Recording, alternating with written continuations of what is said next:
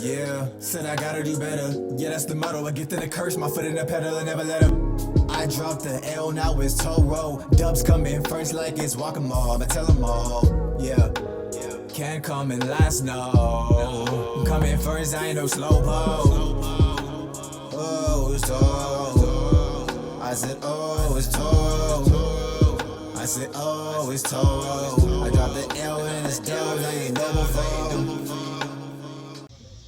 Oh, yeah, what's up, everybody? We're back to the show. I'm not 100% sure what we're gonna call this, but we were just having a nice conversation. We we gotta turn the camera on for this. What were you thinking, Bree? What were you gonna say? Well, first of all, welcome to Bull Spit. Bull Spit? First episode. I thought our table foul. First episode of Bull Spit. Are you in the shot? Yeah, I'm in the shot. Okay. First episode of Bull Spit. Woo! Wait. Hold Oh wait, I like that. That's cute. I think it is because, like, bullhorns can be like curved a little bit. Is this not curved? I don't know. Anyway, It's something. I don't know. Bull Spit and energy. We're talking about how the way that we perceive masculine and feminine energy is just totally wrong. It is wrong. The only people who have it right are the Egyptians. So basically, masculine energy involves thinking, logical thinking, and feminine energy involves emotion and endurance and action. And so we've been taught, oh my god, my cat's just climbing up the wall. But we've been taught that feminine energy is just doing nothing, and that masculine energy is doing something. And that idea was intended to suppress and oppress the masses. Alright, so this is where I started thinking about something. So, it was like a 2-hour conversation about masculine and feminine energy, and we were just going back and forth with these ideas until we had something that made sense. I think, like, we should just, like, talk to each other. Yeah, that's fine. So, like, alright. So, we're thinking about masculine and feminine here. Alright, so I was thinking, for one, it's a game changer to think about it switched. Other than, like, because we think about the feminine, like, back in Africa, the females be going miles to, like, pick up water and, like, whatever, like, carrying shit on their heads. because they got the stamina to do so. They got that head. My dad used to say flat head. I used to try to balance shit on my head. Be like them or like a princess or something. Couldn't. Interesting. So in that aspect of, like, when you flip it like that, I was confused for so long because if you look at the Egyptian worldview of their gods and stuff, there's Geb, or is that Nut? I think it's Nut. Nut. Okay. There's Geb and Nut. I think the masculine. Everywhere else, Mother Earth is a mother. You know, Earth is the mother because she gives or something like that. I don't know. Provides or something. So that the masculine in Egyptian, the man is the earth. The female is the sky, which is, like, different from me. I'm like, they're the only motherfuckers who said it that way. Like, God, everywhere else, God is the man. The motherfucker in the sky is the man. On the earth is a female, and it's like switch. I'm like, that's the one thing they're like, every single religion they're like, yo, like, Egyptian is evil. Everything Egyptian is devil. It's of the devil. Everything upside down. It's funny because now we both got Egyptian.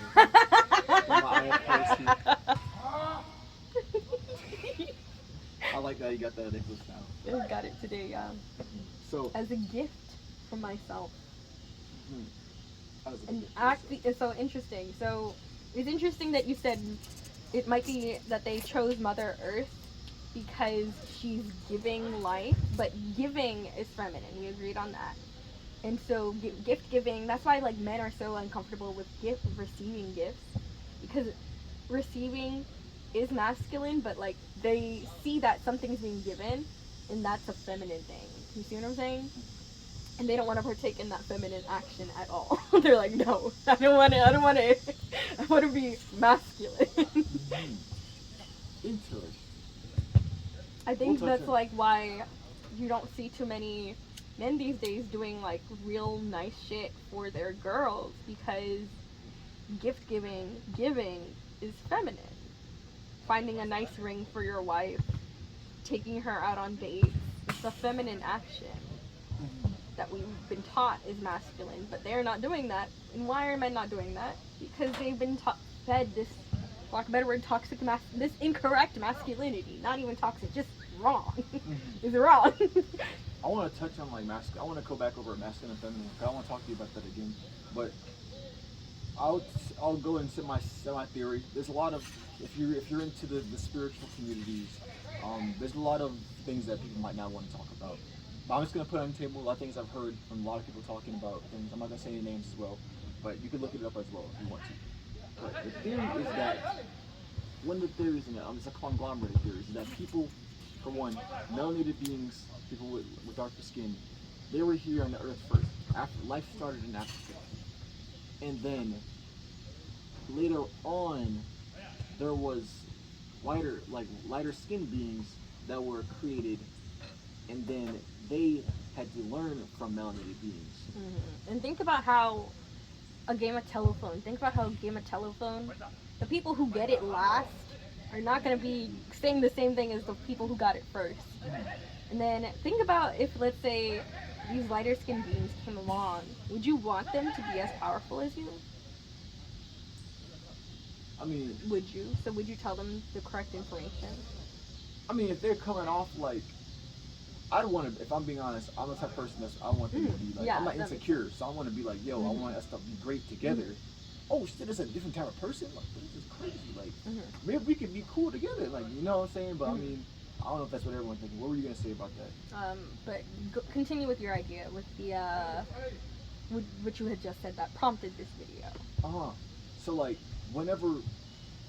All right. So yeah, the masculine people. No, not masculine. You know, melanated beings. They had the information. They gave it to the lighter skins, the fair skinned individuals. They went across the world and started their own.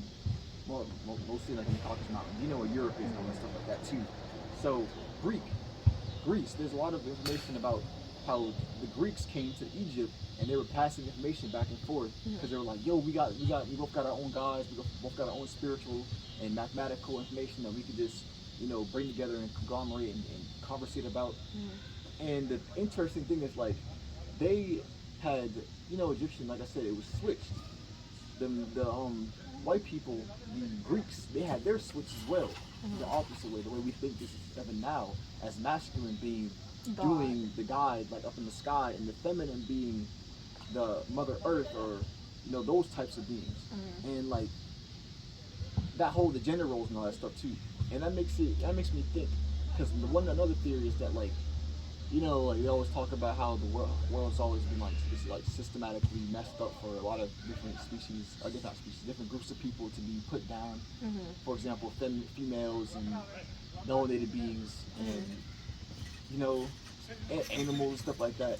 I think about like one of the things to say is that like they planned shit out from the beginning. Like, we're going to systematically ease y'all motherfuckers into this. We're going to ease you into feeling that females are less than, and then it's going to be so ingrained into the culture that by the time you get to like 3,000 years in the future, it's going to be just normal, and like there's no other way for it to be. And it's like anything opposite of that is like blasphemy. You would never think mind blowing. It's stupid to think of. And it's like, it's just like crazy, because this is what I wanted to talk back about, like we were talking about earlier about like feminine energy. Can you explain to me your theory about how feminine and masculine energy is supposed to work? So, feminine energy, you want to hit the light inside? Yeah, for sure. Okay, that did nothing. So, feminine energy is endurance, emotion, action, doing.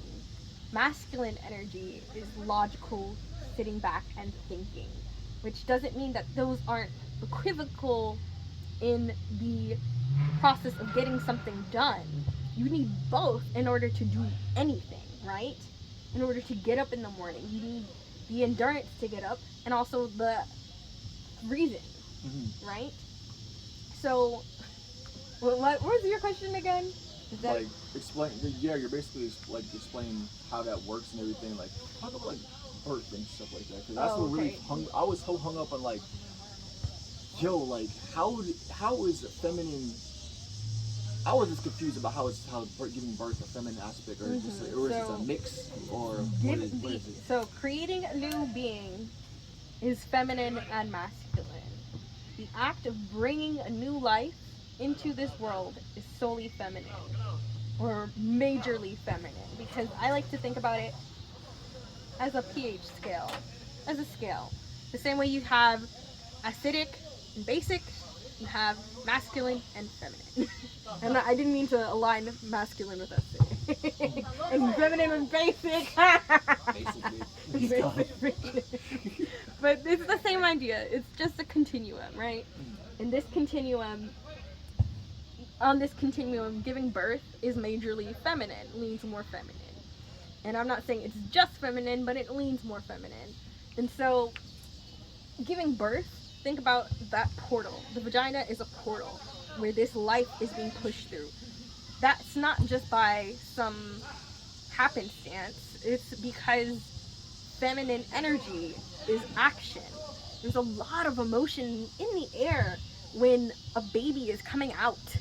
There's happiness, sadness, joy, there's anger, there's pain, there's so much you're feeling.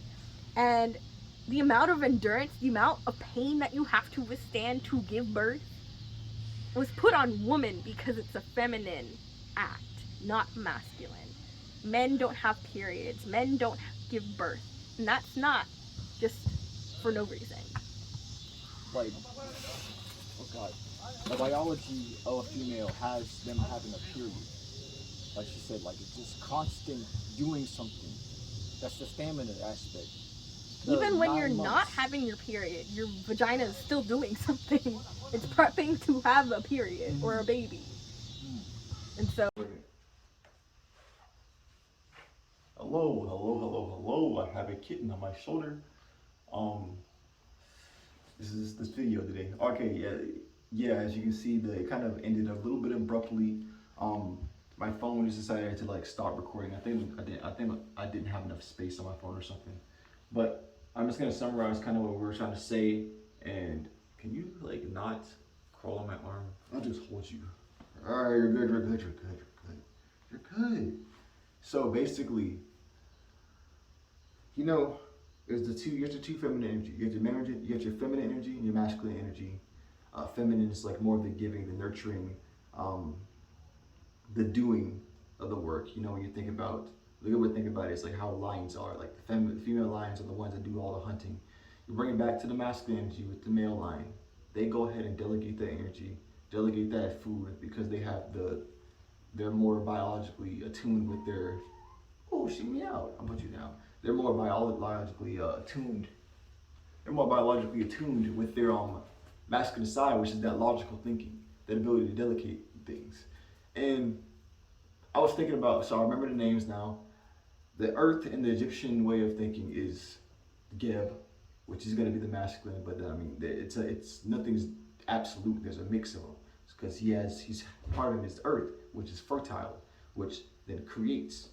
But at the same time, it doesn't matter as much because, like I said, it's a mix. And then you have your feminine energy, which would have been Nut. She gives that water, that air, for there to be life on the earth in the first place, because you wouldn't have been able to have the life in the first place if you didn't have the water that came from the sky.